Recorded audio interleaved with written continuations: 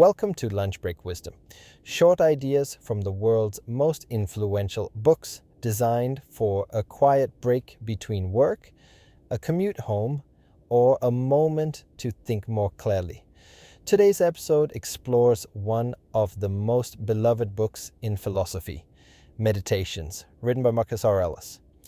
What makes this book extraordinary is not merely its content, it is the person who wrote it.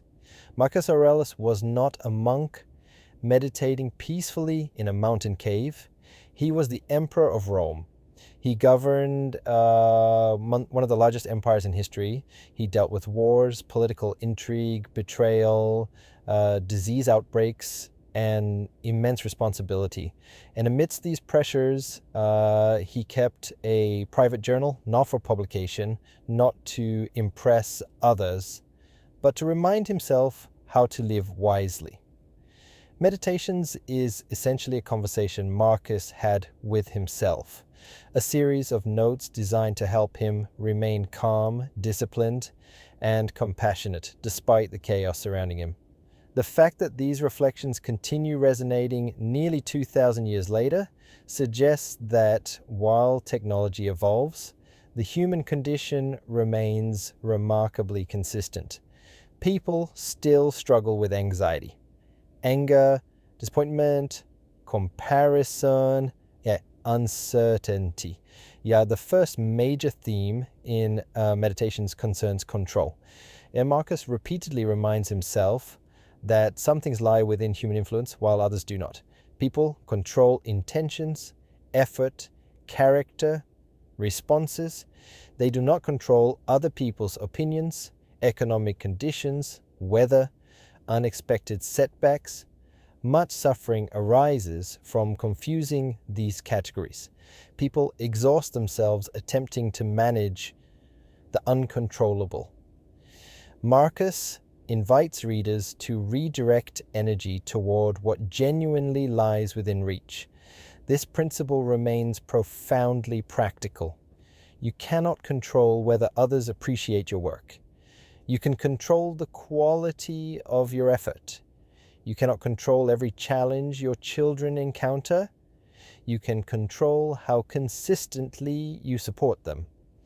The second major theme involves perception. Marcus recognized that events themselves often cause less distress than the stories people construct around them. A difficult conversation becomes catastrophic because of interpretation. A setback becomes permanent because of assumption. A criticism becomes identity because of identification. He writes, "If you are distressed by anything external, the pain is not due to the thing itself, but to your estimate of it. This does not imply denying emotions. Rather, it encourages investigation. Is my interpretation accurate? Am I adding unnecessary suffering through catastrophic thinking?" Modern psychology frequently echoes this Stoic insight. Another powerful idea concerns impermanence. Marcus constantly reflects upon mortality. At first glance, this may seem morbid, yet his intention differs. Awareness of mortality sharpens appreciation. It clarifies priorities. Recognizing life's brevity encourages intentional living. Petty grievances lose significance. Procrastination becomes harder to justify. Expressions of love gain urgency. Marcus asks, if life is finite, how should I spend the time available? This question remains deeply relevant. Many people live as though endless tomorrows await. Yet awareness of impermanence often inspires courage, the courage to pursue meaningful work, repair relationships, take calculated risks, express gratitude. Another recurring theme involves duty. Marcus frequently reminds himself that human beings exist within communities. People occupy roles: parent, partner, friend, leader, citizen. Each role carries responsibility. Stoicism emphasizes fulfilling these responsibilities with integrity, not for applause, not for recognition, but because contributing to collective flourishing represents part of human nature. Modern culture often celebrates individual achievement. Marcus offers balance. Personal excellence matters, so does service. The book also explores the nature of adversity. Marcus does not romanticize hardship. War remains tragic, loss remains painful, yet he repeatedly reframes obstacles. Challenges become opportunities to practice virtues. Patience amidst frustration, courage amidst uncertainty, compassion amidst conflict. He famously writes, "The impediment to action advances action. What stands in the way becomes the way." This perspective transforms difficulty. Problems cease functioning solely as interruptions. They become training grounds for character.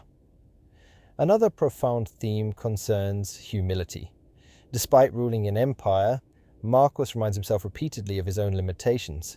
He reflects upon how quickly fame disappears, how generations forget previous achievements, how status proves temporary. This humility protects against arrogance. Modern society often encourages self-importance. Marcus offers perspective. You matter, and so does everyone else. Humility creates space for learning, collaboration, compassion. The book also emphasizes kindness. Marcus understood that people frequently behave poorly. They disappoint, frustrate, act selfishly, yet he encourages patience. Others act according to their understanding. Just as we sometimes fail, so do they. This perspective softens resentment. Compassion becomes easier when remembering shared imperfection. Importantly, kindness does not eliminate boundaries. Marcus remained decisive when necessary, yet he resisted unnecessary bitterness. Another major lesson concerns attention. Marcus repeatedly urges himself to focus on the present moment. Many people live mentally elsewhere, regretting the past, anticipating the future, comparing current circumstances with imagined alternatives. Meanwhile, life unfolds now. The present moment represents the only arena in which action becomes possible.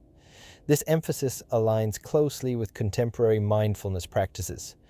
Presence enhances experience. Distraction diminishes it. The book also addresses self-discipline.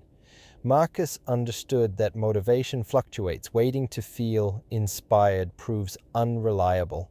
Character develops through repetition. He often reminded himself to rise early and fulfill responsibilities even when inclination resisted.